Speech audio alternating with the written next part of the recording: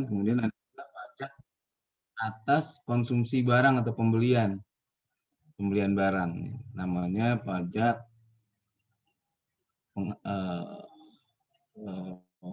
pertambahan nilai, PPN, yaitu pajak yang dikenakan pada transaksi. Nah, ini di bab 18 bicara tentang itu. Kalau di dalam buku Gruber yang disampaikan di dalam buku teks itu mengambil contoh di Amerika Serikat. Ya, tentu ada bagian yang tidak sama, pasti ada yang berbeda lah. Misalnya pajak kekayaan. Jadi pajak kekayaan itu seperti apa sih kalau di Indonesia gitu ya. Ya pada prinsipnya kan pengenaan pajak itu dikenakan karena ada apa ya? Ya kalau Anda sudah belajar perpajakan kan Erik ya? Sudah kan? Jadi setiap fasilitas yang kita nikmati itulah ya. Jadi ada istilah apa ya? Sesuatu yang kita dapatkan gitulah ya. Kemudian atas itu semua kita mendapatkan apa ya? Kemampuan. Nah, prinsip dasarnya kalau seperti itu berarti dikenakan pajak. Dalam konteks pajak kekayaan misalnya hadiah. Kalau seseorang dapat hadiah ya berarti terhadap hadiah yang terima dikenakan pajak.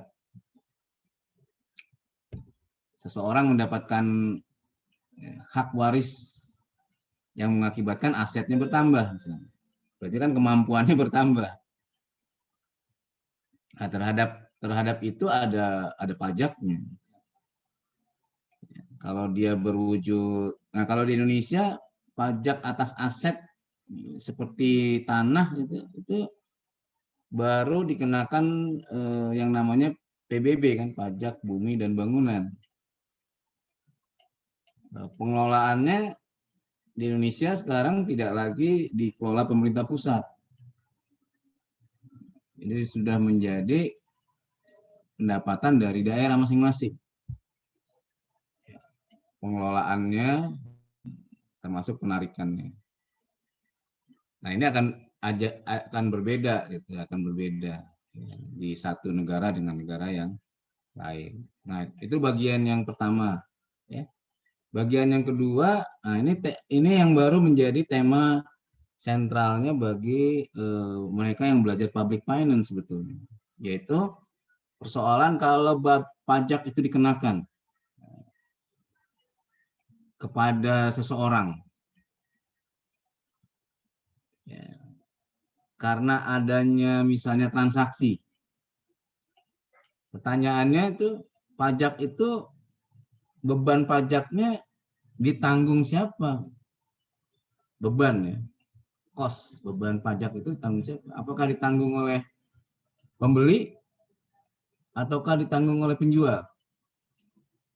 Nah, kebijakan yang dibuat dalam hal tadi itu belum menjawab pertanyaan yang barusan. Jadi persoalan tentang beban pajak itu belum selesai. Nah, kalau di konteks ilmu ekonomi ya, menjadi kajian menarik untuk mencari sebetulnya beban pajak itu siapa sih yang menerima bebannya, gitu, ya.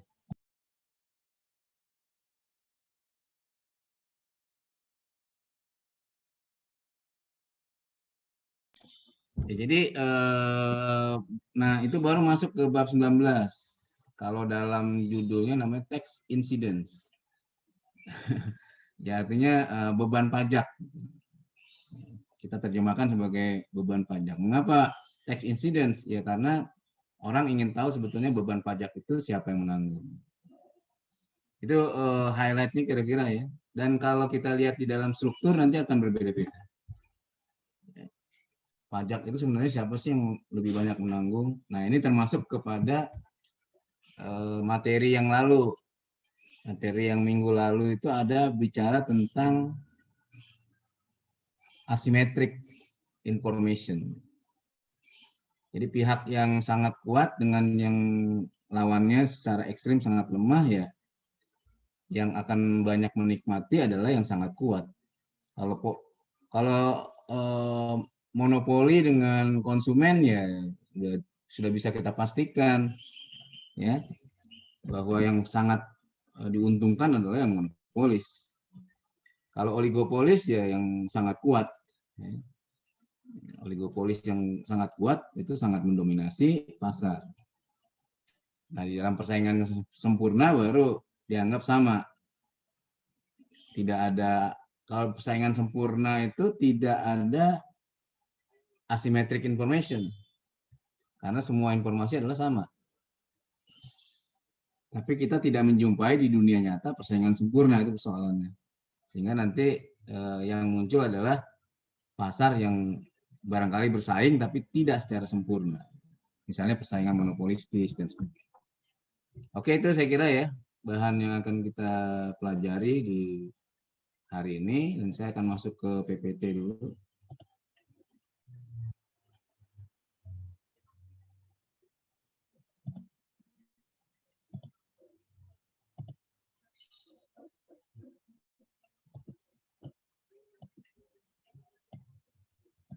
Oke, sudah nampak di layar ya? Sudah Pak, sudah nampak Pak. Oke, siap. Nah, ini materi kita tentang pajak ya, perpajakan di Amerika Serikat. Jadi kita belajar tentang ini, perpajakan Amerika Serikat. Ya. Di mata kuliah perpajakan tentu akan bicara tentang perpajakan di Indonesia kan. Ya. Nah, ini kalau kita lihat dari pendahuluan ini, apa sih kira-kira yang menarik? Nah, Anda sudah baca nih. Ada yang mau sharing nggak? Apa sih yang Anda dapatkan dari kalimat ini?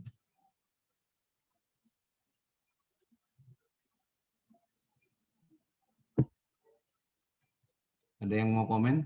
Karena Anda sudah, saya anggap Anda pasti sudah baca. Ya. Tinggal kita lihat persepsi mahasiswa. Kalau sudah tepat ya memang seperti itu. Tapi kalau masih ada yang masih perlu saya tambahkan nanti, atau kita diskusikan lebih lanjut. Oke, ada yang ingin komen dari kalimat ini, apa sih yang Anda tangkap?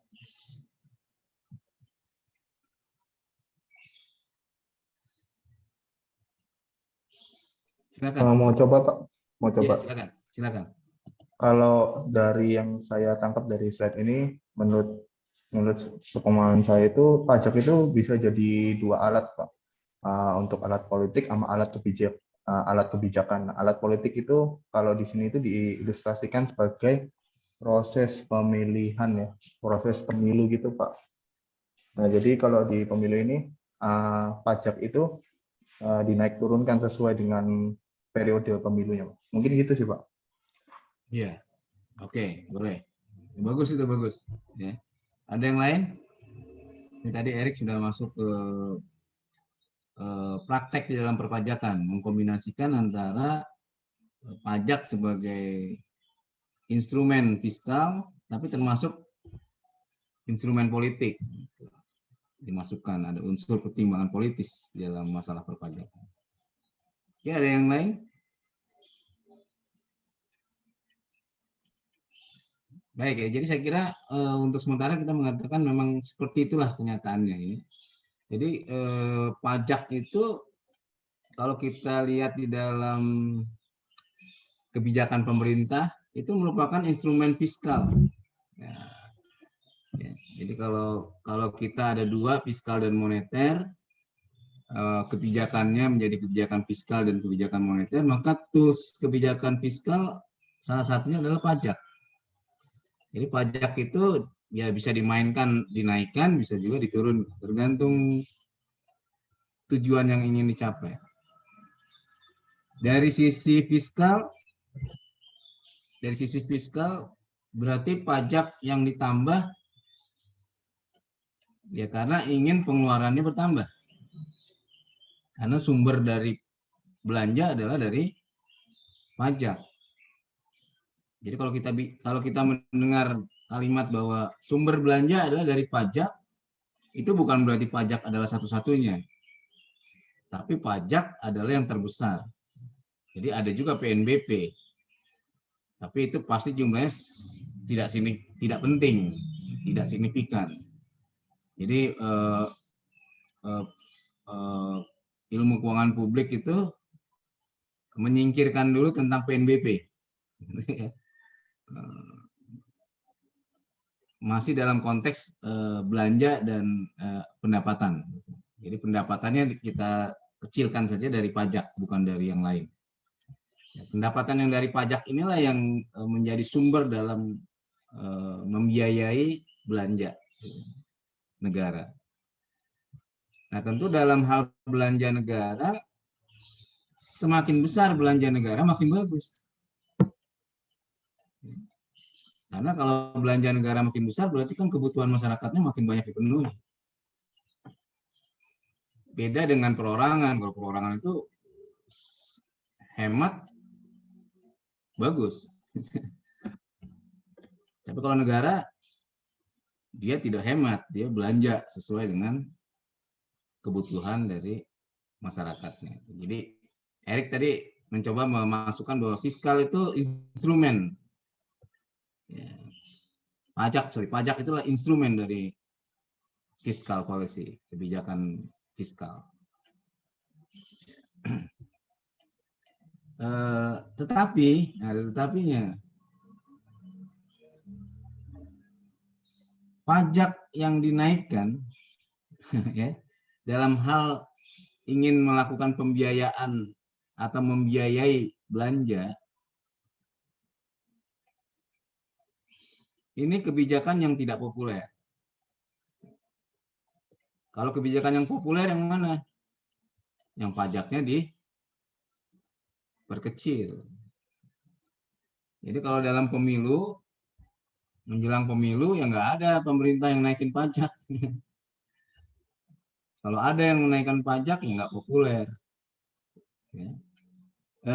Pemilu dalam pengertian pilpres. Karena pemilu itu kan ada dua, ada pemilu legislatif, ada pemilu presiden. Dalam pilpres, kalau si kandidat, kalau presiden saat itu masih bisa mencalonkan lagi, maka dia tidak akan menaikkan pajak. Kecuali kalau presidennya sudah dalam batas maksimum 2 kali.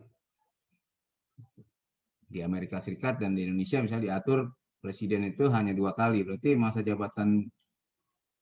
akhir masa jabatannya berarti dia tidak lagi bisa dipilih. Nah, kalau presiden incumbent itu masih bisa dipilih, maka dia tidak akan membuat kebijakan yang tidak populer. Dia akan membuat kebijakan yang populis. Ya. Nah, itu yang mau disampaikan tadi oleh Erik, bahwa pajak itu juga menjadi alat politik pemerintah. Itu yang pertama dari pernyataan ini. Yang kedua,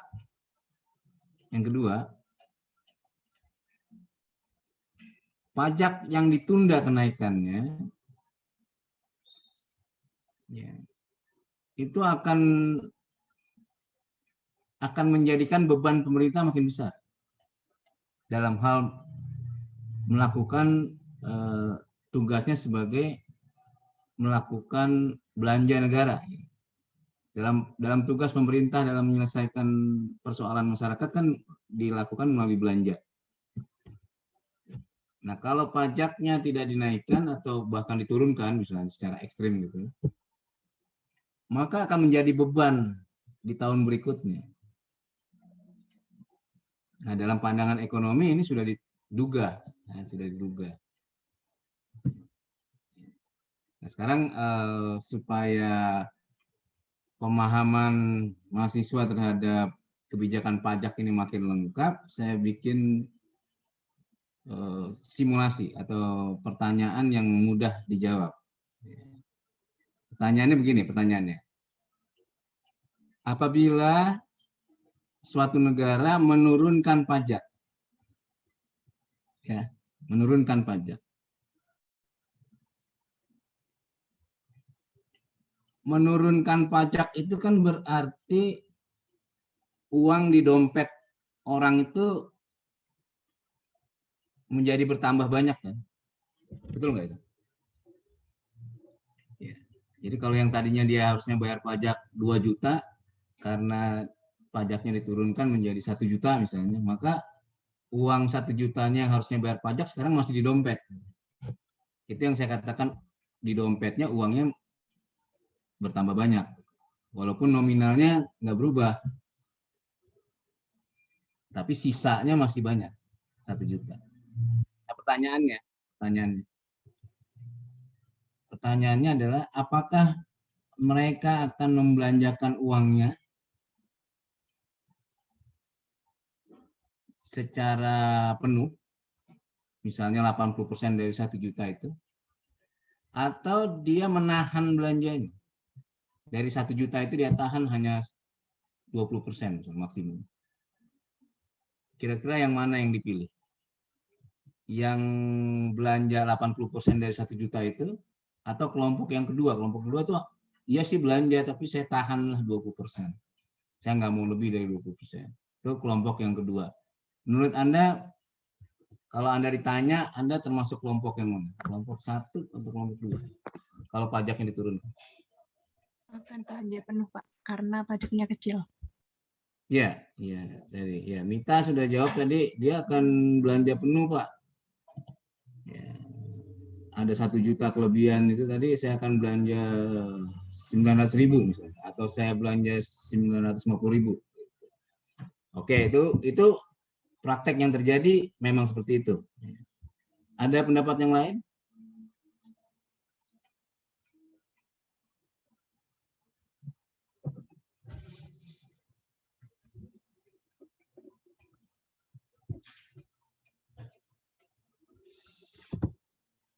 Saya kira sama sih Pak, bakal dibelanjain sih Pak. Sama. Oh, Iya, Pak. Dia Putu juga jawab sama Pak. Kalau saya punya uang 1 juta karena pajaknya diturunkan, ya saya belanja aja di Harmoni. Saya belanja aja di sana deh. Saya belanjain semua kalau perlu. Oke, itu sama. Dia Putu sama dengan Mita. Ada yang lain? Ada yang pilih, saya sih belanja Pak, tapi enggak, saya belanjanya paling banyak 20%. Ada yang seperti itu enggak?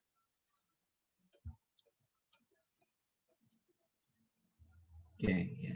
Nah, ada seorang ahli ekonomi namanya Ricardo. Dia meneliti hal yang sama tentang yang barusan saya tanyakan ini. Nah, yang dia sampaikan adalah ada dua kemungkinan dan ada 2 kelompok yang memilih. Yang satu seperti yang dipilih oleh Mita dan Putu. Jadi dia belanjakan aja yang 1 juta tadi. Ya. Tapi ada kelompok lain yang berpandangan tidak sama. Alasan kelompok kedua itu adalah kalau pajak hari ini diturunkan, dia berpikir ke depannya beban pemerintah makin banyak. Sehingga dia menduga, hipotesisnya adalah di tahun berikutnya atau di tahun berikutnya lagi, di 2 tahun berikutnya, atau kalau nggak 2 tahun lagi, berarti 3 tahun berikutnya pasti, dia mengatakan begitu, pasti pajaknya akan dinaikkan. Karena beban pemerintah makin besar, makin berat, tanpa adanya kenaikan pajak. Kelompok kedua menganggap kebijakan ini populer saja, populis saja, kebijakan sementara saja. Barangkali menjelang pemilu, maka presiden incumbent misalnya untuk pemilu tahun depan ini lagi gitu, akan mengatakan lebih baik pajak turunkan aja untuk menarik simpati misalnya. Tapi setelah itu beban pemerintah makin berat. Nah, ini ada 2 kelompok menurut Ricardian. Dan Ricardian lebih condong kepada kelompok kedua, bukan kelompok 1. lebih condong. Ya. Kalau pribadi Ricardian ditanya, kalau Anda pilih yang mana? Saya termasuk kelompok 2. Tapi di masyarakat dia teliti itu ada 2 kelompok yang terpecah itu. Ada yang belanja seperti Mita dan Putu, tapi ada yang kelompok kedua. Nah, kelompok yang pertama itu disebut sebagai kelompok yang tradisional. Nah, kelompok yang kedua disebut sebagai Ricardian. Jadi pengikut Ricardo. Jadi kelompok yang mengikuti Ricardo, namanya Ricardian.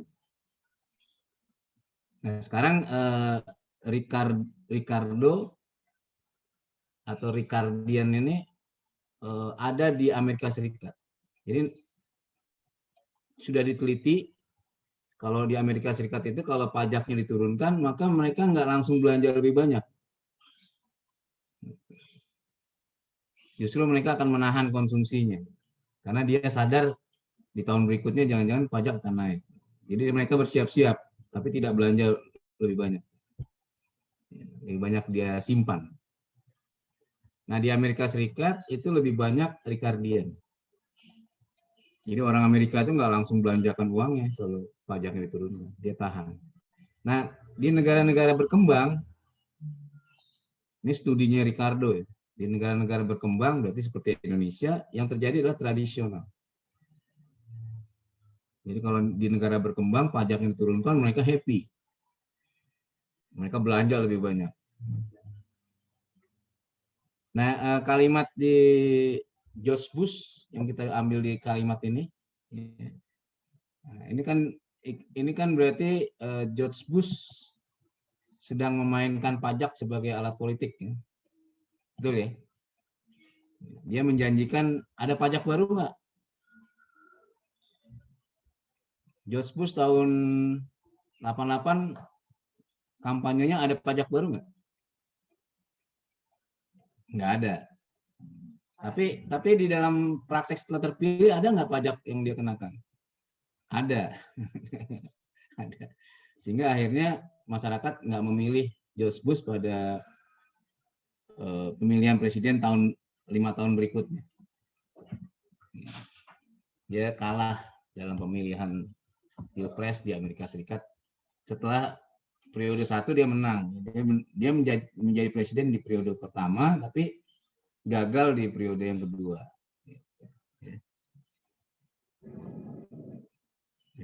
Ingat itu tentang Ricardian dan tradisional. Oke, ini kemudian, nah ini apa ya? Kita topiknya ini adalah tentang perpajakan di Amerika Serikat. Ya, kita akan lihat sepintas saja ya, karena tidak relevan dengan keadaan kita. Ya. Tapi untuk kita ketahui itu bagus ya. Kemudian yang kedua adalah, nah tentang ini income tax, fairness. Jadi fairness. Jadi pajak itu dikenakan karena orang mendapatkan kemampuan ekonominya bertambah. Baik yang dilakukannya atas usahanya sendiri atau dari orang lain. Kalau orang dapat hadiah dikasih pajak nggak? Budi. Orang dapat hadiah dikasih pajak. Menang undian. Dikasih, Pak. Ada pajaknya, dikenakan pajak. Jadi kalau mau kita ambil barangnya ya nanti ada pajaknya, pajak hadiah ya. Kalau terima bunga dari bank juga dikenakan pajak. Karena mendapatkan kemampuan ekonominya bertambah. Oke, itu ya. Nah, ini ya pada prinsipnya kan pajak itu penghasilan ya. Kemudian ada 2. dibagi dua kan, ada individual income, ada corporate. Ada punya perusahaan, ada individu. Jadi kalau individu kan jelas ya, mereka dapat gaji, gitu, ya. Ya tentu setelah dihitung ya, pasti kita paham. Setelah dihitung dari yang namanya PTKP kan. Kalau di atas PTKP berarti WP, jadi wajib pajak, jadi harus bayar pajak. Tapi kalau tidak memenuhi syarat masih di bawah PTKP ya nggak bayar pajak. Itu kan ada perhitungannya di teknis perpajakan pasti ada. Kalau di individu kan jelas. Nah, sekarang pertanyaannya corporate income. Corporate income itu dikenakan pada apa sih?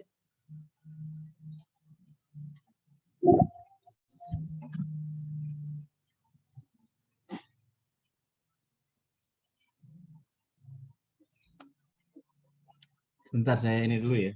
Dikenakan pada apa ya? Saya cas dulu baterainya habis.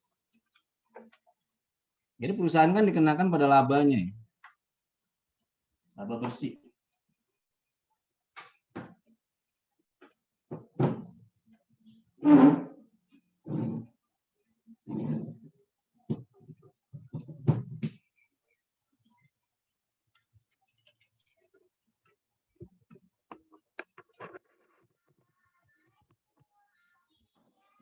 Jadi prinsipnya kalau pajak pada apa tadi perusahaan tadi atau corporate itu dikenakan karena adanya tambahan modal. Ya, kemampuan modal dia menjadi bertambah. Nah itu kan prinsip bahwa sebetulnya ya dihitung dari penghasilan, dari laba setelah dikurangi biaya-biaya mereka. Jadi pajak dikenakan kepada laba bersihnya. Ya. Kalau individual income kan lebih sederhana menghitungnya. Dan dari sisi pemotongan pengutnya juga lebih relatif ya, lebih mudah.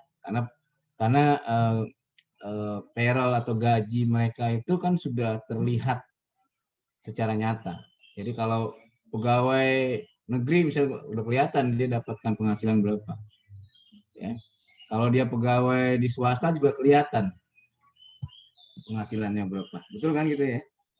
Oke. Jadi setiap orang ya, yang mendapatkan penghasilan di atas PTKP ada perhitungan pajaknya. Namanya pajak penghasilan, PPH.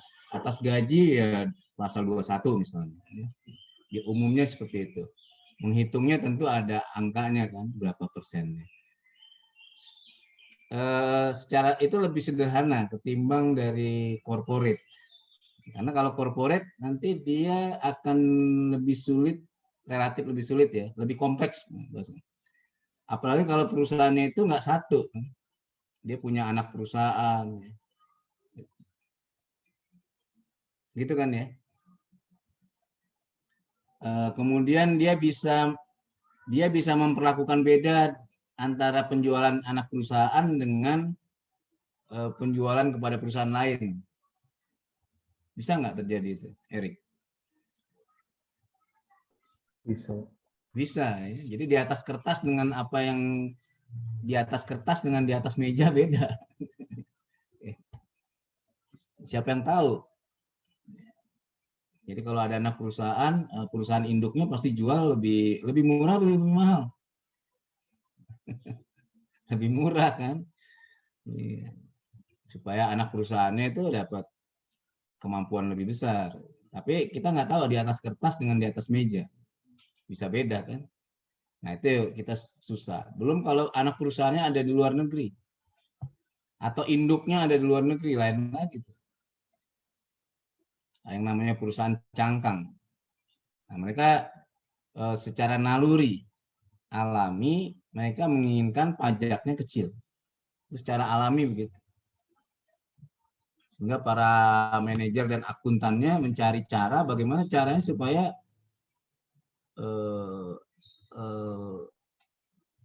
perhitungan labanya itu lebih kecil dari yang sesungguhnya dalam rangka untuk ya katakanlah dalam tanda kutip mengelabui pajak. Sehingga kita muncul tema tentang misalnya transfer pricing. Kalau Anda mendapatkan mata kuliah akuntansi, pasti ada praktek namanya transfer pricing. Apa tujuannya? Ya menghindari pajak atau mengelabui pajak. Nah, itu sudah cara-cara yang sudah terdeteksi oleh DJP, ya. Walaupun tidak secara sempurna. Gitu, ya. Itu namanya corporate income. Ya. Jadi ada individual income, ada corporate income. Nah, sekarang kita coba lihat praktek yang ada di Indonesia ya, tentang individual income. Jadi saya membahas kira-kira sesuatu tentang informasi perpajakan, ya walaupun tidak terlalu dalam, tapi yang ada di Indonesia, gitu. Supaya nanti kita bisa mendapatkan insight dari keterangan ini. Katakanlah misalnya Anda semua adalah pegawai swasta, pegawai di sebuah perusahaan. Kemudian setiap Anda mendapatkan gaji tiap bulan, tapi sudah dipotong oleh bendahara. Kita sebut saja bendahara potong pungut gaji di perusahaan Anda itu adalah Erik. Erik, selain dia pegawai yang keuangan yang motong pungut pajak penghasilan. Gitu ya. Setiap bulan dipotong pungut. Berarti wajib potong pungut, wajib store. Store-nya ke kas negara ya, bukan ke kantor pajak. Ini store-nya ke kas negara, masuk kas negara. Sesuai dengan peraturan. Sekarang pertanyaannya, saya ingin uji. Misalnya Budi sebagai pegawai kan setiap bulan dipotong. Dan kepada Budi kan dikasih laporan. Bud, kamu dapatnya bruto, tapi dikurangin ini termasuk pajak, jadinya kamu terima bersih sekian, gitu kan? Itu ya. Oke, katakanlah kita ambil yang mudahnya saja, yang dipotong hanya pajak saja, biar yang lain kita alihkan dulu. Ya. Berarti kan ada pajak yang dipungut dari Budi disetor oleh Erik.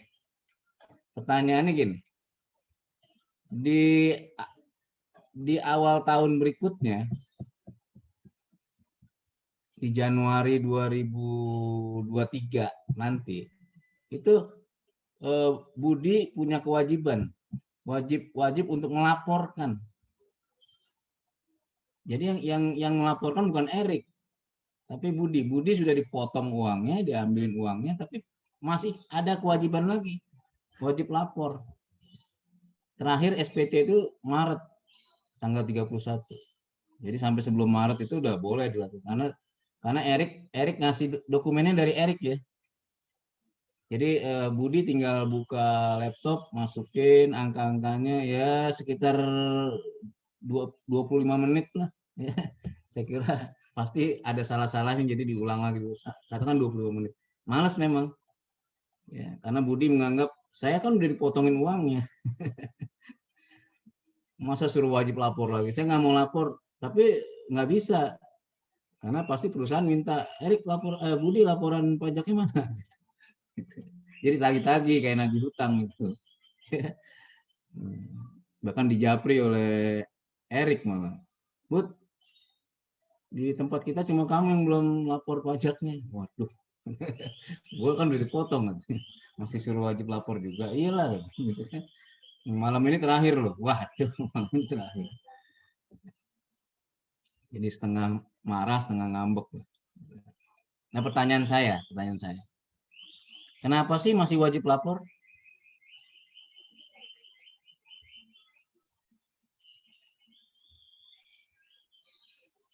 Kenapa sih masih wajib lapor SPT?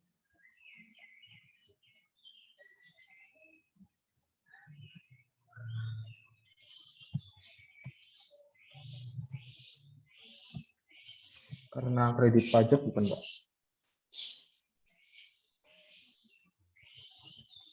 ya dia langsung dipotong pungut kan, langsung.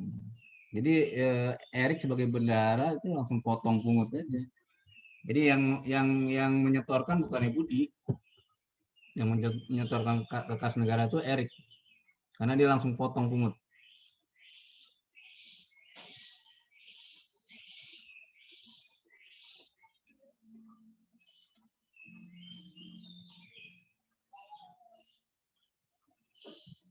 Satu boleh jadi kredit pajak, jadi kredit ya, pengurang karena sudah dipotong pungut kan.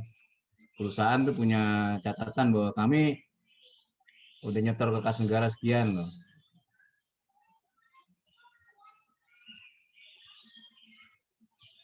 Nah, penjelasan logiknya gini. Misalnya saya tanya kepada Budi, Budi mau nggak begitu Budi hitung setahun itu sebenarnya Budi dipotong uangnya, katakan misalnya dipotong sebanyak 18 juta misalnya. Jadi uang yang harusnya diterima 18 juta masih ada di dompet, tapi karena tiap dipotongin terus bayar pajak, jadi 18 juta adalah dipotong untuk pajak. 18 juta ya. Mau nggak kira-kira yang disetorkan oleh Erik cuma 15 juta? Nggak mau, Pak. Nggak mau. Padahal kan nggak ada pengaruhnya kan? Kan tetap sebetulnya sih ya 18 juta memang hitungannya. Tapi yang disetor Erik ternyata 15 juta pun nggak mau. Nah sekarang pertanyaannya, gimana cara mengeceknya bagi Fiskus, bagi teman-teman kita di DJP untuk meng-cross checknya gimana? Ya secara mudah untuk meng-cross checknya adalah sejumlah yang disetor Erik dengan yang dilaporkan Budi, dua orang entitas yang terpisah kan. Jadi meng-cross checknya itu gampang karena dua entitas yang berbeda.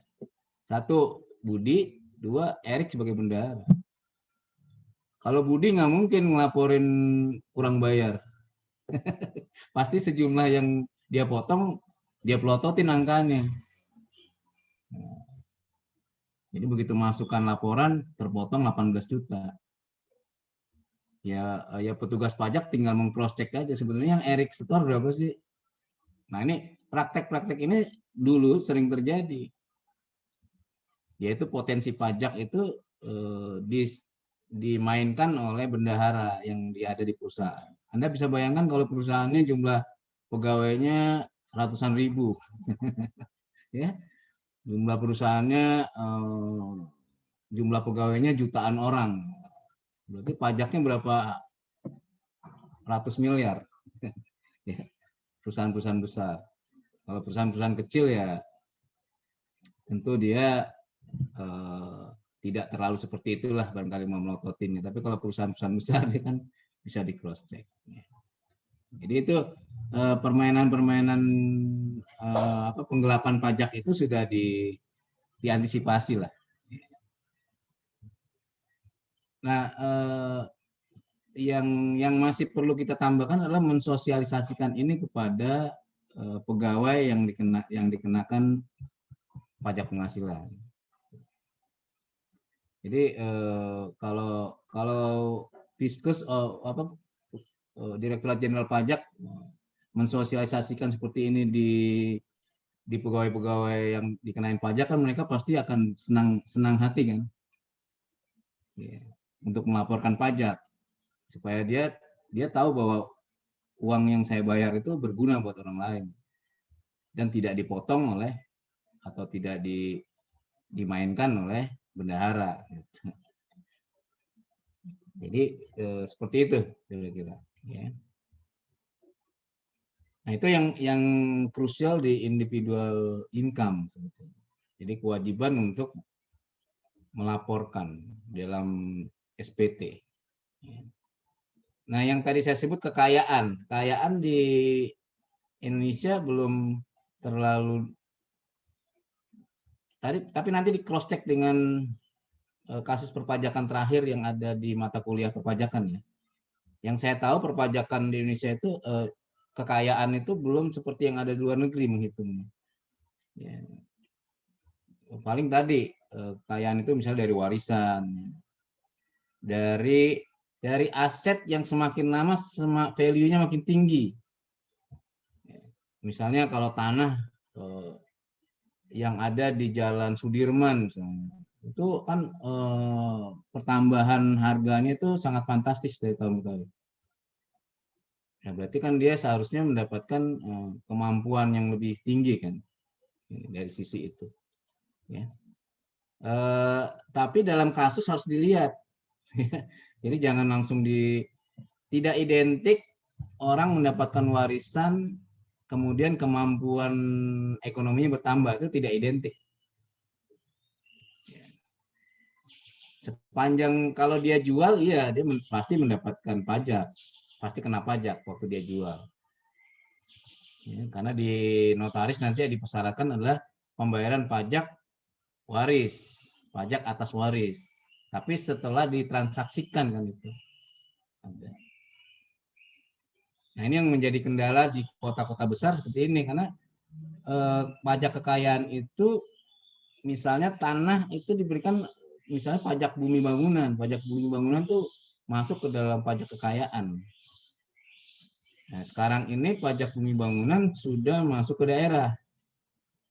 Sudah menjadi kewenangan daerah masing-masing, bukan kewenangan dari pusat. Sehingga semuanya juga mendapat ke kasnya daerah. Yang kedua consumption, yang terakhir nih consumption. Kalau yang atas tadi pendapatan dan kekayaan, yang satu lagi pajak atas konsumsi. Transaksi karena memang ada konsumsi di situ. Nah, terhadap konsumsi ini ada satu lagi istilah namanya cukai. Anda pasti sudah mendengar cukai. Cukai itu pertanyaannya, cukai itu pajak atau bukan? Ada yang bantu jawab nggak? Contoh cukai misalnya kan rokok. Rokok kita sebut cukai kan. Nah, cukai itu pajak atau bukan?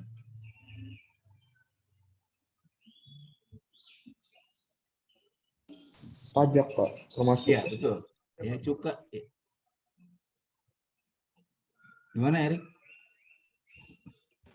Termasuk ya, Pak? Iya, termasuk. Jadi cukai itu adalah pajak sebetulnya. Tapi ada bedanya dengan pajak yang umumnya. Kalau pajak pada umumnya kan memang pendapatan negara tujuannya. Jadi salah satu tujuan pajak adalah menambah kas negara kan. Tapi kalau cukai itu tujuan utamanya bukan menambah kas negara, walaupun tetap masuk kas negara, tapi tujuannya adalah untuk membatasi konsumsi barang tertentu. Misalnya tadi rokok. Rokok itu ada eksternalitas negatif. Pemerintah itu lebih suka masyarakatnya sehat. Rokok bisa mengakibatkan gangguan kesehatan. Nah, persoalannya adalah konsumsi rokok di Indonesia sangat besar. Kemudian pemerintah ingin mengurangi konsumsi itu. Caranya dengan apa? Christina. Gimana caranya supaya konsumsi orang berkurang?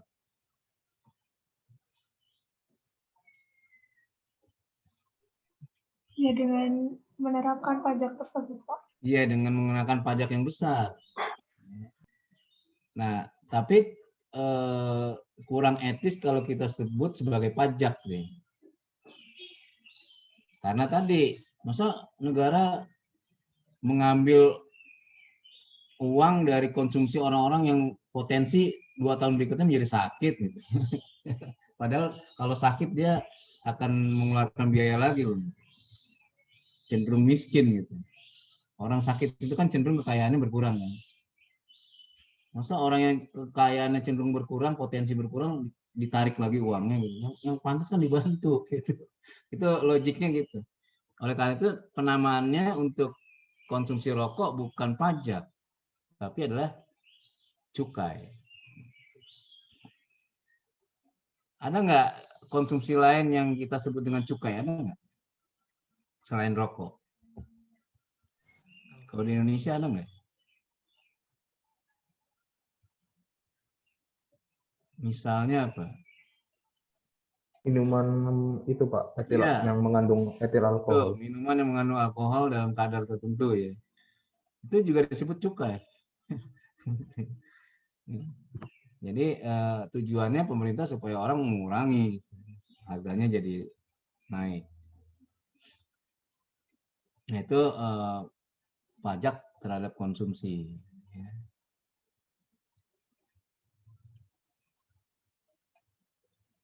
Jadi transaksi barang. Tapi perlu diingat aspek keadilan tadi ya dari pajak. Apa aspek keadilan pajaknya? Terhadap barang yang sama nggak boleh pajaknya 2-3 kali. Gitu kan? Kalau akuntansi boleh nggak menghitung sampai 2 kali? Double accounting boleh nggak? Nggak boleh. Kalau double accounting berarti kan ada kesalahan, harus dikoreksi. Begitu dicek, ini kok beli barang yang sama kok 2 kali nih. Di inputnya 2 kali, harusnya kan sekali kan, coba lihat baru. Iya Pak, ini salah pencatatan. Istilah salah dalam pencatatan, double accounting. Ya bisa terjadi dalam akuntansi seperti itu. Jadi dalam konsumsi pajak tadi, cukai tadi juga begitu. Dalam pajak terhadap barang yang sama tidak boleh dikenakan pajak berkali-kali. Nah, yang susah adalah kalau barangnya adalah barang antara. Ya kan? Barang antara itu maksudnya kulit. Kulit kan nanti diolah jadi sepatu kulit. Pertanyaannya yang mau dikenain pajak itu kulitnya atau sepatunya?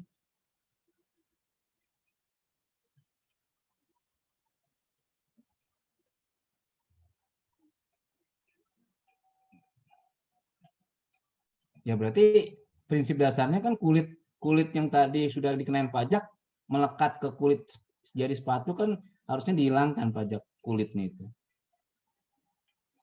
Supaya nggak terjadi perhitungan 2 kali terhadap barang yang sama. Nah, kan agak susah kalau dia dalam bentuk barang antara. Nah, praktek-praktek inilah yang seharusnya kita perdalam ketimbang kita mempelajari misalnya tadi tentang pajak-pajak yang ada di Amerika Serikat. Ya, karena prakteknya kita di Indonesia. Kita melihat banyak barang-barang antara di Indonesia. Belum lagi kalau barang itu barang aslinya barang pokoknya di Indonesia dibeli orang luar negeri. Luar negeri kirim lagi ke Indonesia dalam bentuk barang jadi, kan jadi perhitungan yang tidak boleh double kan. Dikenakan kepada barang yang sama. Nah, ini pajak terhadap barang atau konsumsi.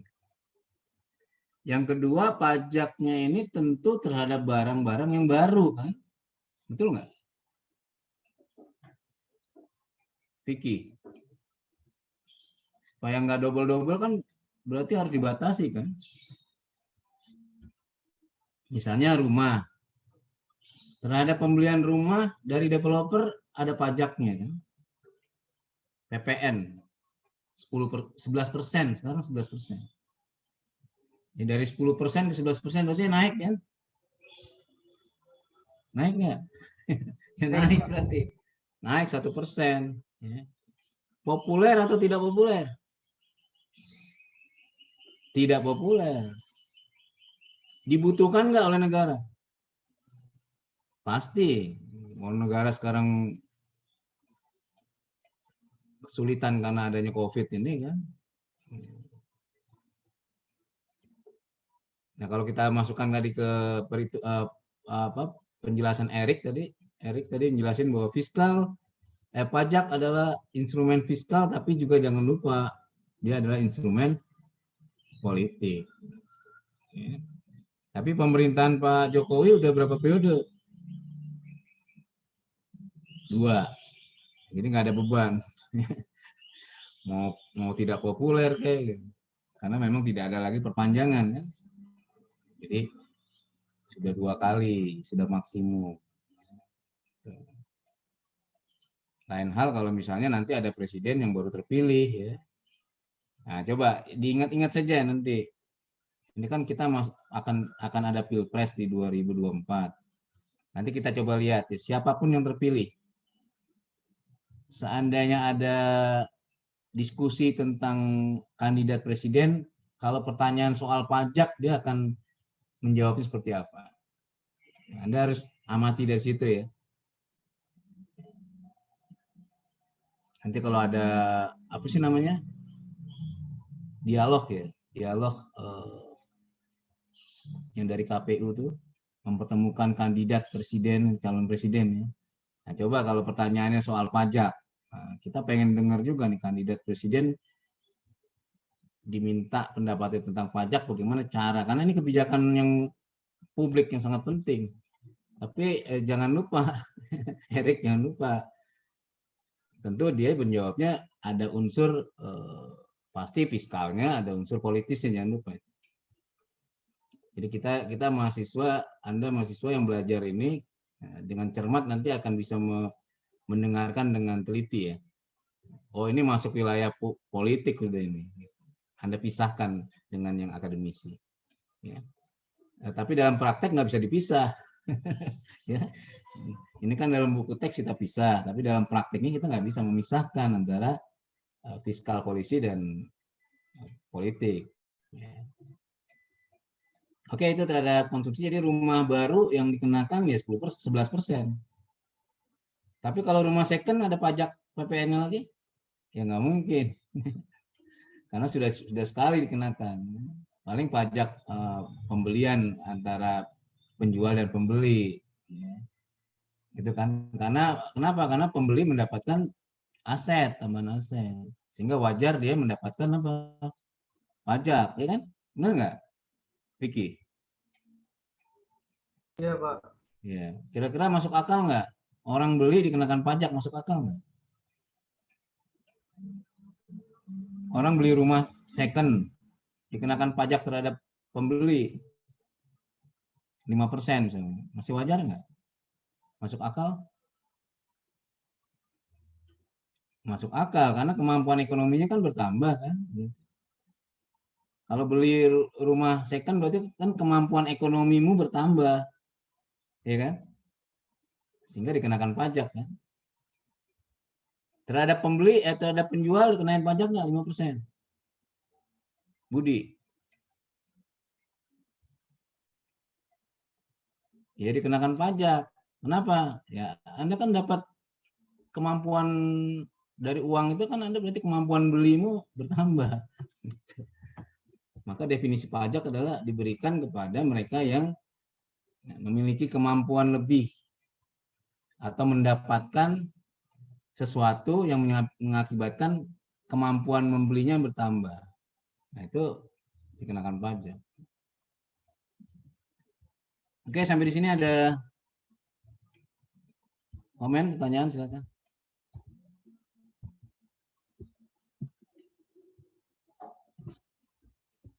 Oke, kita ini yang ada di Amerika ya. Nanti Anda bisa baca sendiri nih tentang perhitungannya. Ada perhitungan tersendiri mereka, ada angka-angka pengurangnya, kreditnya ya. Nah, ini contoh di negara-negara. Kalau kita lihat yang ini dapat apa kita? Nah, ini ada antara federal, state, local governments. Ya, ini total governments. Berarti ada kombinasi yang semakin yang berbeda kan antara consumption, ya, pajak konsumsi, ada individual income, ada payroll, ada kekayaan, corporate income, semakin berkurang ya porsinya. Semakin berkurang nggak?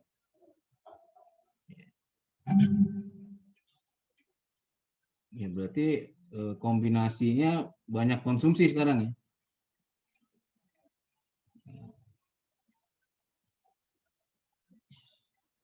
Dari total tax dari penerimaan pajak di Amerika. Ada federal, ada state, and lokal.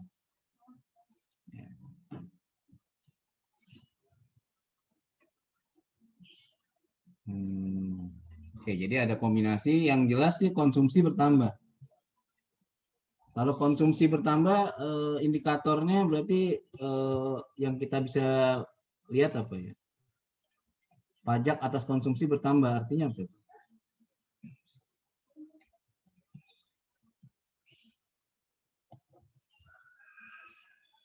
Berarti pendapatannya juga bertambah ya.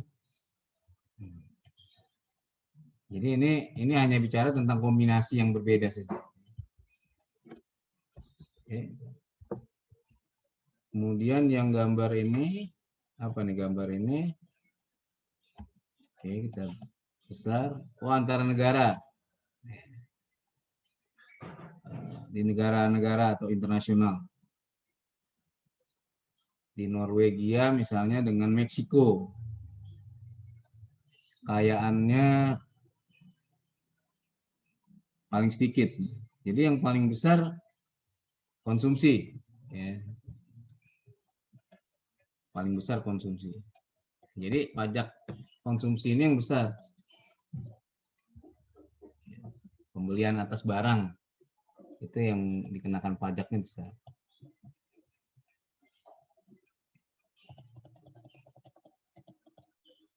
Kalau dari sisi pengertian pajak langsung dan tidak langsung, konsumsi itu pajak langsung atau tidak langsung? Langsung, Pak. Langsung. Nggak bisa dibebankan kepada orang, pada pihak lain. Ya itu kan klasifikasi ya. Mencoba mengklasifikasikan berdasarkan kriteria tertentu. Ya. Tapi secara prinsip pajak itu ada pajak terhadap konsumsi atau pajak terhadap pendapatan. Ya, pendapatannya dua, ada individu, ada corporate. Oke, itu ada komen sebelum kita masuk ke Simon ya. Yang mana nih halaman?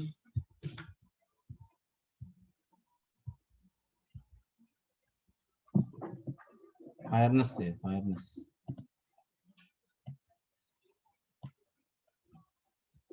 Oh sorry, 29. Ini ya. Jadi mengukur tingkat keadilan dari sistem pajak. Nah ini kalau kita ambil contohnya dari kalimat ini ya. Ini di Inggris berarti ya. Inggris itu dulu ada Perdana Menteri. Margaret Thatcher. Margaret Thatcher itu punya rencana ya tentang perpajakan yang akhirnya menimbulkan pertentangan antara masyarakat menengah ke bawah dengan masyarakat yang pendapatannya tinggi. Jadi dianggap proposal ini atau rencana ini menjadikan pajak terhadap orang kaya bisa dialihkan kepada masyarakat yang menengah ke bawah. Jadi intinya seperti itu. Karena Margaret Thatcher menginginkan prinsip keadilan dalam pengertian bahwa setiap orang harusnya mendapatkan perlakuan yang sama, gitu kira-kira. Sedangkan masyarakat di Inggris menganggap kebijakan ini hanya menguntungkan orang yang pendapatannya tinggi, sehingga terjadi kerusuhan. Jadi hati-hati dalam soal perpajakan memang. Ya, dalam masa-masa sulit ya, banyak faktor yang berpengaruh.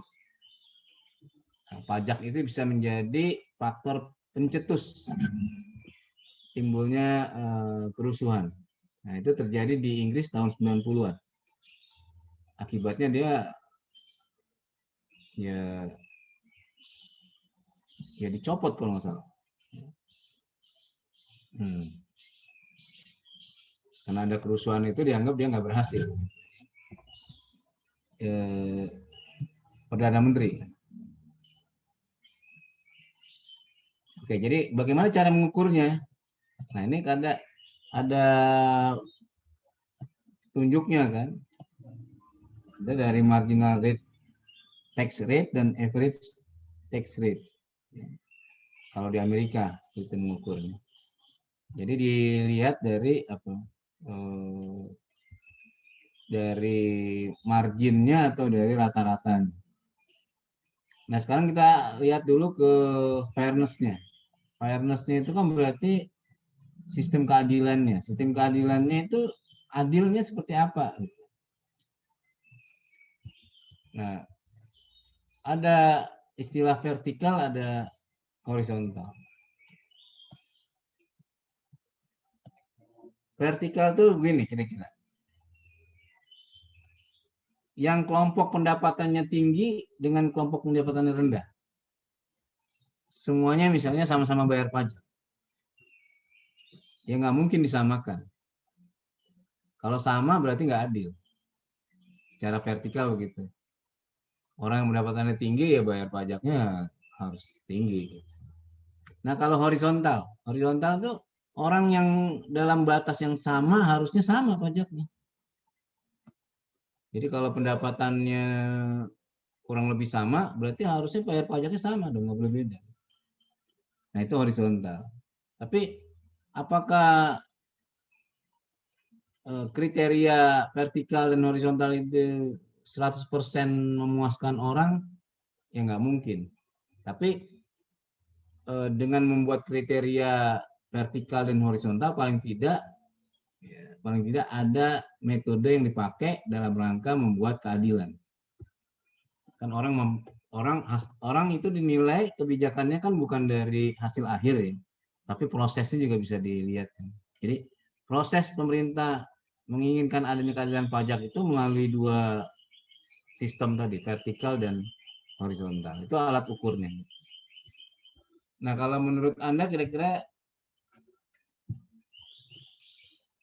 untuk mencapai keadilan ini, fairness ini,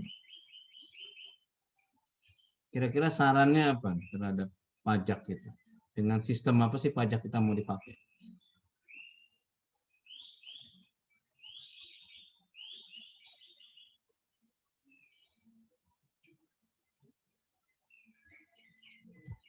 Kalau sama nggak mungkin. Ya.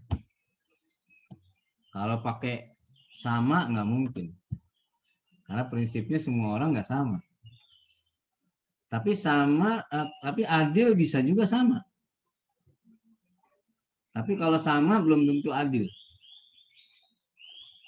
Begitu nggak? Iya. Jadi kalau siswa di sini harus saya perlakukan adil. Saya nggak boleh membeda-bedakan. Gitu kan? Nggak boleh saya bedakan antara satu siswa dengan siswa lain. Itu namanya nggak adil. Pasti orang siswa di sini pasti menganggap, wah ini ada ketidakadilan Pak. Gitu. Jadi harus sama Pak. Equal. Harus sama memperlakukannya. Nggak boleh ada perbedaan. Iya, kalau itu berarti perlakuan yang sama terhadap siswa 605 dari saya itu adalah adil. Nggak ada yang bisa membedakan. Jadi kalau memperlakukan orang itu sama, itu bisa merupakan kriteria adil. Tapi kalau adil tidak harus sama. Nah, kalau adil tidak harus sama berarti kan setiap orang itu punya karakteristik yang beda kan? Betul nggak, Budi? Ya. Kalau di Betul. kelas itu kalau pakai kelas klasikal kan saya bisa lihat mana yang harusnya lebih banyak saya drill di kelas. Tapi kalau PJJ ini kan agak susah karena komunikasinya menjadi agak sulit. Kalau di kelas kan kita bisa amati dia. Sehingga saya bisa mengambil satu putusan bahwa oke, terhadap siswa ini saya harus sedikit membedakan ya, gitu. Nggak boleh saya samakan dengan yang lain karena memang ada ciri khas yang unik ya, dari siswa ini gitu. Sehingga saya harus memperlakukannya dengan lebih, misalnya lebih perhatian gitu, terhadap yang ini, siswa ini. Nah itu kan namanya juga tidak sama kan. Jadi sekali lagi ada vertikal, ada horizontal. Itulah yang dilakukan oleh pemerintah sebetulnya. Nah tentu saja pemerintah misalnya membuat perpajakan itu yang kita sebut sebagai progresif. Apa itu progresif?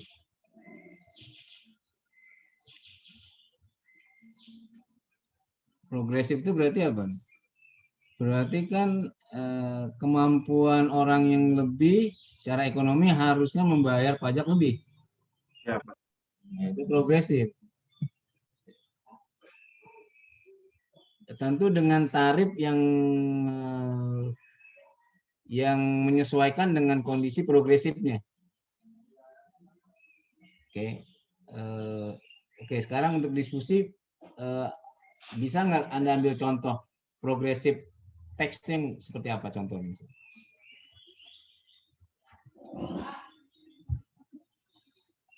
PPh pasal 17, Pak. Pajak PPh, Pak. Oh, PPh, pajak penghasilan seperti apa, Erik? Salah, seperti apa? PPh penghasilannya lebih tinggi, pajaknya juga lebih tinggi. Oke ya, jadi ada lapisan ya. Ada lapisan mereka-mereka yang membayar pajak sesuai dengan kemampuan. Misalnya ada 5 lapis, ada 4 lapis. Itu progresif. Oke. Ada lagi contoh lain?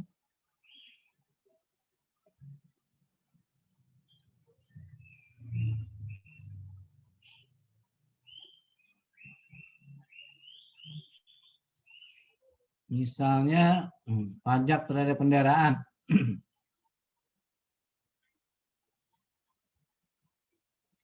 Pajak kendaraan bermotor. Kan pajak juga itu.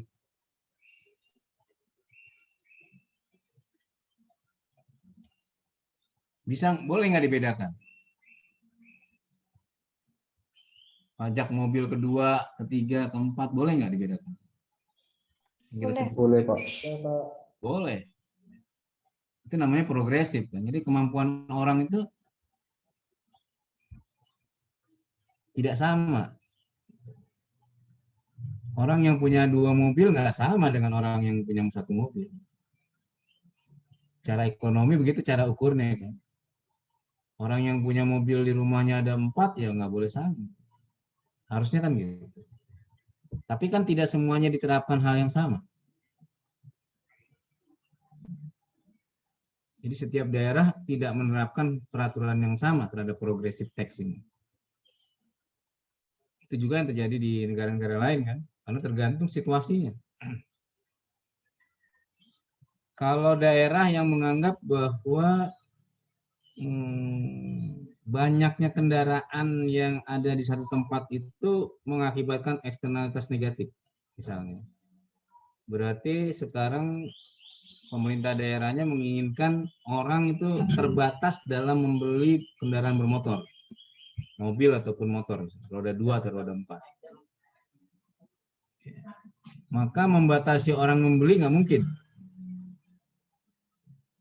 Belum ada peraturannya orang tidak boleh membeli kendaraan satu nama 4 mobil, belum ada.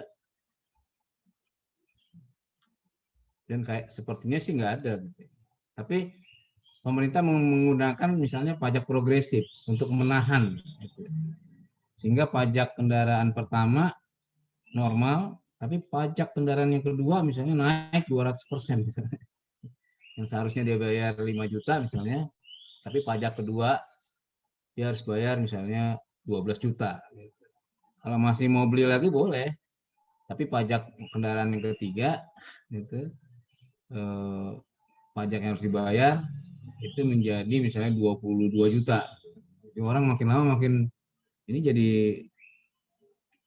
besar pajaknya itu. Namanya progresif. Nah, ini juga salah satu pajak progresif.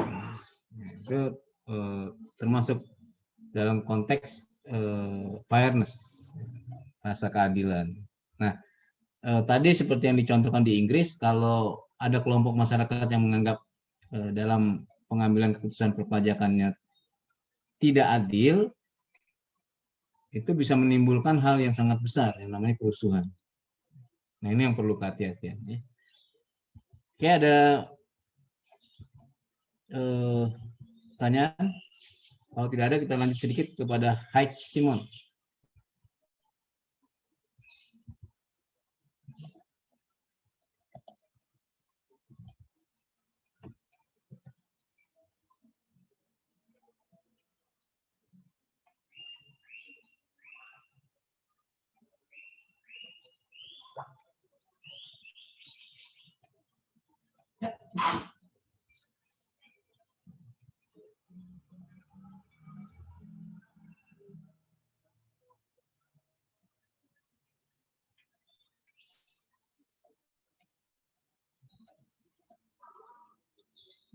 Jadi kalau secara definisi apa ini? Simon Comprehensive Income Definition.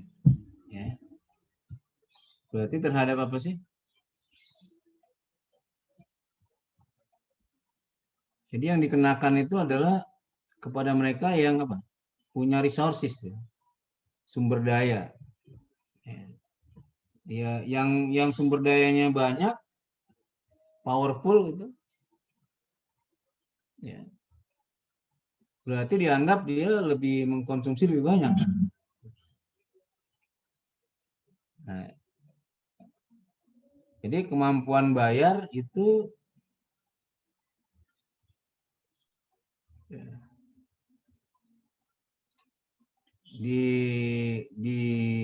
dianggap linear ya dengan konsumsi. Ya.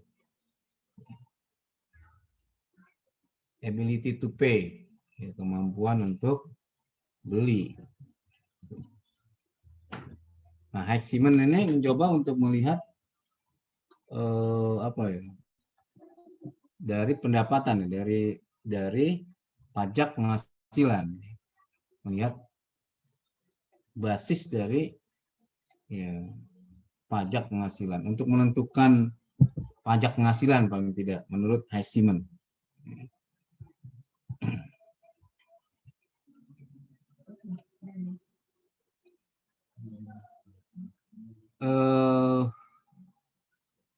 Simon ini menggunakan dua juga sebetulnya,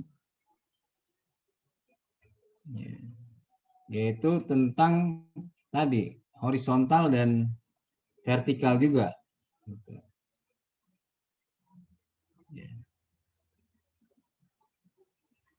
Jadi menggunakan hal yang sama sebetulnya ya, person power dan kemudian apa? Work related ya, dari expenditure.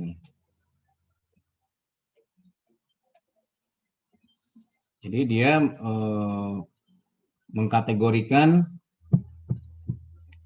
kemampuan orang untuk mengkonsumsi, kemudian kemampuan belanjanya terkait dengan apa? Pekerjaan.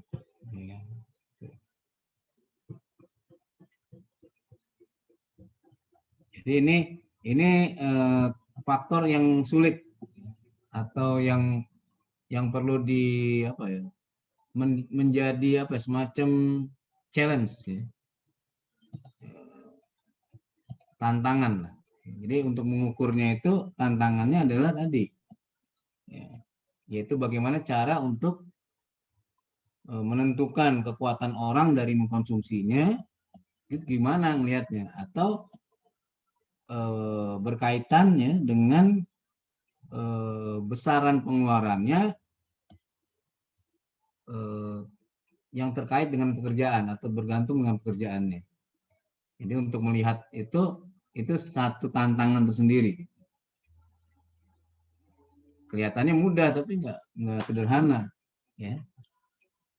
Tapi bisa bisa diterjemahkan oleh Simon.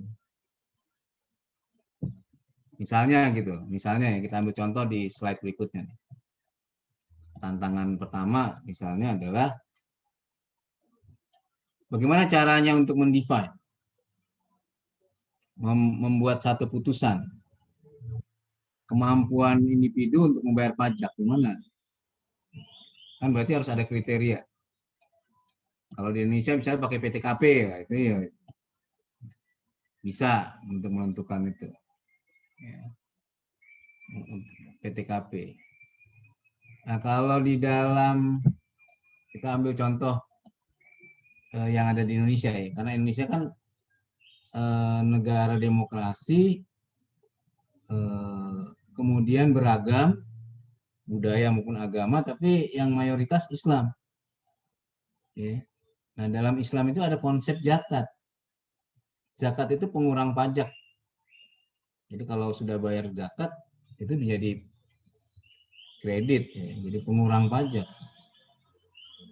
Nah, prinsip dasarnya hampir sama.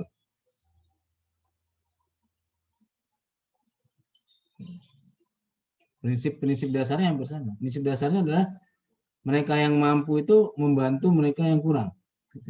Itu prinsipnya. Pajak juga gitu. Nah, tapi sekarang coba kita lihat.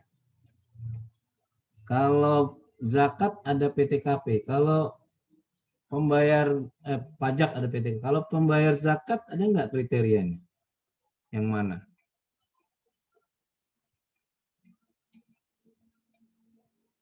Pembayar zakat itu ada nggak?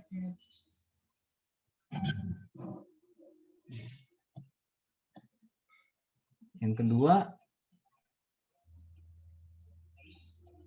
zakat itu wajib nggak? Wajib, Pak. Wajib. Wajib, Pak. Zakat mal itu wajib nggak? Wajib. Kalau zakat fitrah udah pasti kan. Kalau zakat mal itu wajib nggak? Zakat harta. Ya. Siapa tadi? Mita. Zakat mal itu wajib nggak? Iya, Pak. Iya. Wajib dia.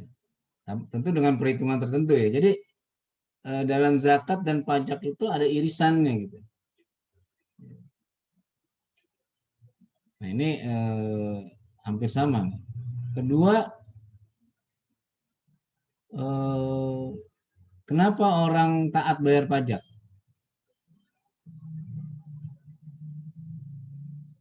Apa menurut Anda apa yang menyebabkan orang itu taat membayar pajak? Ada hukumnya nggak sih, Pak? Kenapa? Karena ada regulasi hukumnya, Pak. Oke, ada boleh, regulasi ada boleh.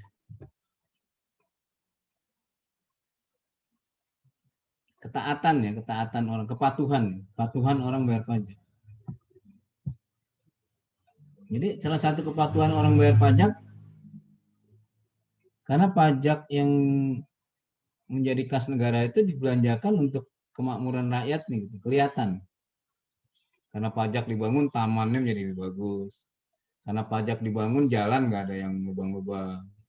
Karena pajak yang dibayar jalan raya itu umum jadi terang.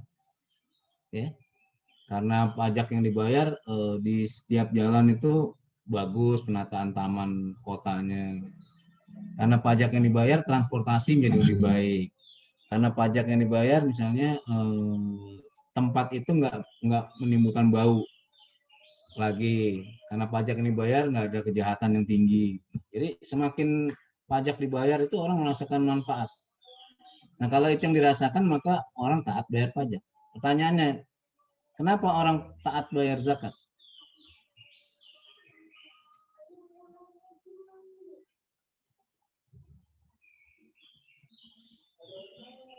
Karena perintah agama, Pak. juga ada di rukun Islam.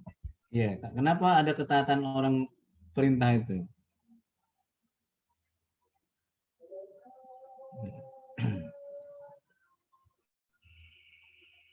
Karena taat pada perintah agamanya. Taat perintah agama itu siapa yang menyampaikan berita-berita keagamaan? Agama Islam, agama Kristen itu siapa? Atau agama lain siapa? Kalau negara kan DJP.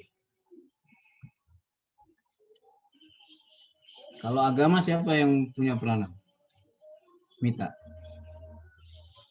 Kalau di agama Kristen siapa yang punya peranan untuk menyampaikan pesan-pesan kebaikan? Di gereja. Pendeta. Kalau yang di Islam siapa?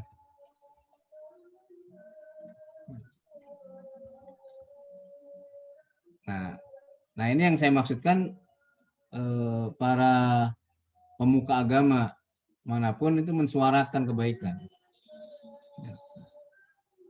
Ya, sehingga nanti kebaikan itu menyejukkan. Kalau menyejukkan umat-umat masing-masing, sehingga akhirnya nanti mengakibatkan berdampak positif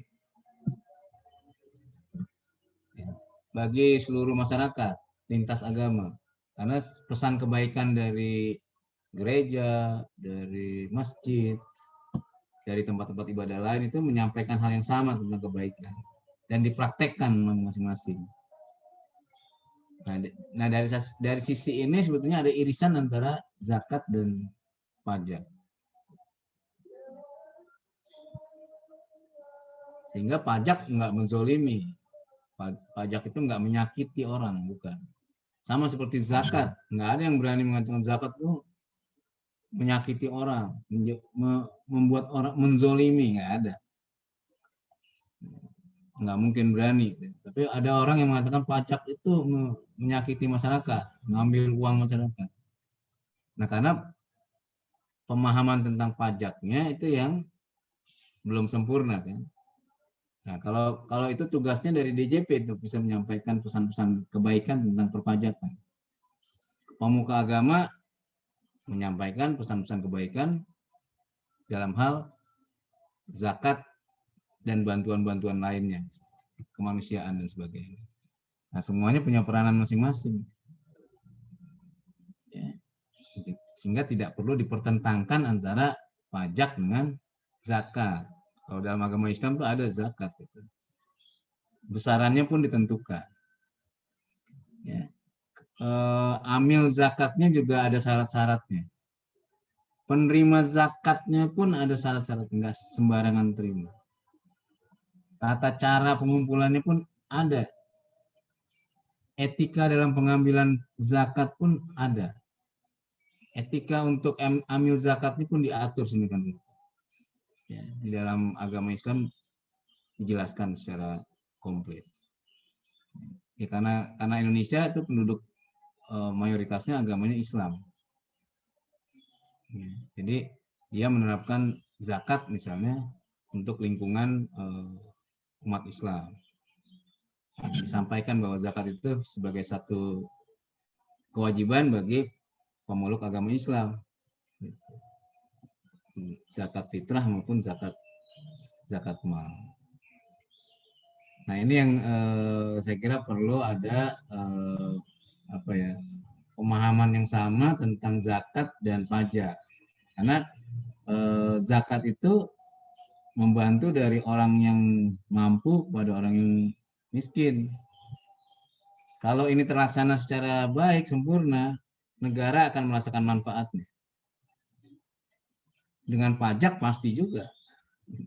Karena pajak itu adalah memberikan sebagian hartanya juga bagi yang mampu kepada yang membutuhkan. Kalau ini terlaksana secara sempurna dan bagus, pasti negara mendapatkan manfaat. Jadi sama-sama punya manfaat yang sama. Baik, saya kira itu ya. Yang bagian ini terakhir, yang bagian berikutnya yang belum adalah tentang insiden pajak. Nah, saya akan coba sampaikan 7 menit tentang insiden pajak ini, ya. Membaca insiden pajak itu sebetulnya beban. Jadi bukannya beban itu dalam pengertian siapa sih yang menanggungnya gitu. Ya, kalau misalnya pajak terhadap barang ya. Yang kita masukkan pajak barang ya atau pajak konsumsi atau PPN. Kalau barang dikenakan pajak, berarti setiap tambahan unit barang, 1 unit barang ada pajaknya. Itu berarti PPN. Setiap unit barang baru yang dikenakan pajak itu namanya kan PPN. Kemudian PPN ini kalau kita tanya, sebetulnya siapa yang bayar? Karena transaksi berarti ada 2 entitas. Pembeli atau penjual? Pembeli. Kalau kita tanya kepada pembeli, misalnya kita tanya kepada yang beli, ini kan ada pajaknya. Iya, 11% loh, iya. Terus siapa yang bayar? Ya saya gitu. Nah, sekarang kita tanya kepada penjual. Penjual merasa ada beban nggak? Karena dia mendapatkan beban nggak? Karena ada pajak 11% PPN.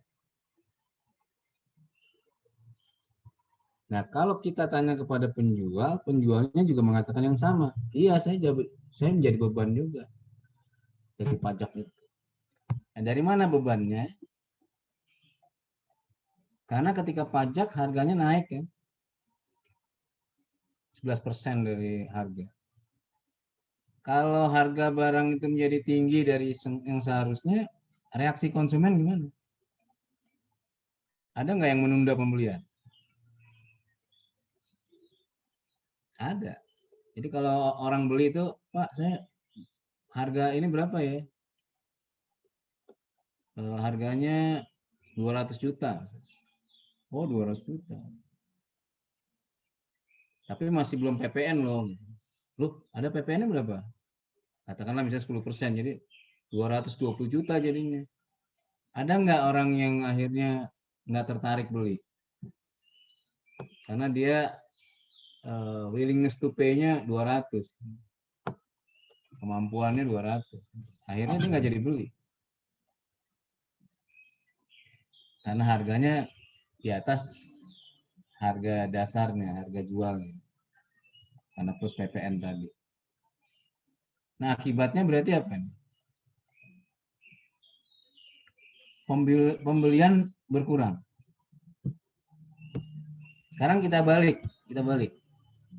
Orang tahu sekarang harga barangnya 220 juta. Terus pemerintah bilang, mulai bulan depan, Agustus sampai Desember, PPN-nya 0 terhadap barang ini. Kira-kira banyak yang beli? Budi.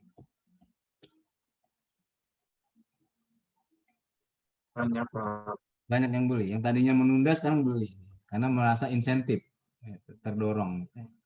Nah, ini membuktikan bahwa pajak itu kalau dinaikkan konsumen mengurangi pembelian. Sehingga size perdagangan berkurang.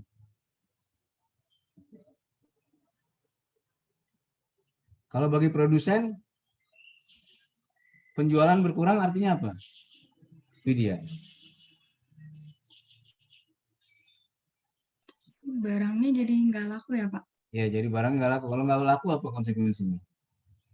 Pendapatannya berkurang, Pak. Ya, pendapatannya berkurang. Menjadi beban atau enggak? Iya, Pak.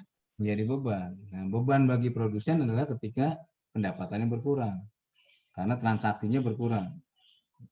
Bagi pembeli, harganya jadi meningkat. Jadi kalau kita tanya pembeli, pasti pembelinya bilang, saya juga dapat beban. Nah, kalau si produsen juga menganggap, ya saya juga sama. Kalau kita dua-duanya kita dudukkan bareng-bareng, jadi maunya ada PPN atau enggak? Dua-duanya sepakat, nggak usah ada PPN. Kenapa nggak suka ada PPN? Ya beban saya nggak ada sekarang kalau PPN-nya 0 gitu. Jadi ini alasan logis kalau kita tanya siapa beban penerima pajak? Penjual dan pembeli. Kalau penjual dan pembeli merasakan beban, berarti transaksi total berkurang. Itu tandanya. Berarti kesejahteraan berkurang. Karena kue perdagangan menjadi mengecil. Nah, semua itu dijelaskan oleh ahli ekonomi lewat metode namanya surplus produsen dan surplus konsumen. Jadi kalau kita buka chapter 19-nya Gruber ini bicara tentang demand dan supply. Setelah ada pajak dia disinsentif. Disinsentif artinya bergeser ke kiri ya. Kalau dalam teori ekonomi kalau disinsentif gesernya ke kiri. Kalau geser ke kiri berarti equilibriumnya berubah. Nanti akan kita lihat bedakan antara sebelum dan setelah pajak. Ya. Nah, akan kelihatan berarti surplus produsen dan surplus konsumen berkurang. Nah, itu kira-kira pesannya. Kalau berapa besar yang ditanggung produsen dan konsumen? Tergantung. Tergantung apa? Tergantung dari Elastisitas, Pak. elastisitas. Seperti pengenaan pajak pada barang mewah itu tergantung elastisitas. Kalau elastisitasnya lebih inelastis produsen, maka produsen akan menanggung beban pajak lebih besar terhadap pajak barang mewah. Nah, pertanyaannya bisa nggak produsen menggesernya lagi kepada pegawainya? Bisa nggak? Sangat bisa. Namanya asymmetric information. Kan? Itu yang kemarin Anda bahas tentang pajak terhadap barang mewah. Kan? Jadi nggak sembarangan mengenakan pajak terhadap barang mewah. Kenapa? Karena harus dilihat dari elastisitasnya. Nah, itu saya kira pesan di bab 19. Ya. Penjelasannya melalui kurva harusnya. Tapi kalau Anda rekam nanti kuliah kita nanti bisa Anda lihat, Anda baca kembali bukunya gitu. Apabila masih ada yang belum sepakat, nanti minggu depan bisa Anda angkat sebagai diskusi kita. Oke, saya kira itu cukup ya. Waktunya sudah 1 jam lebih.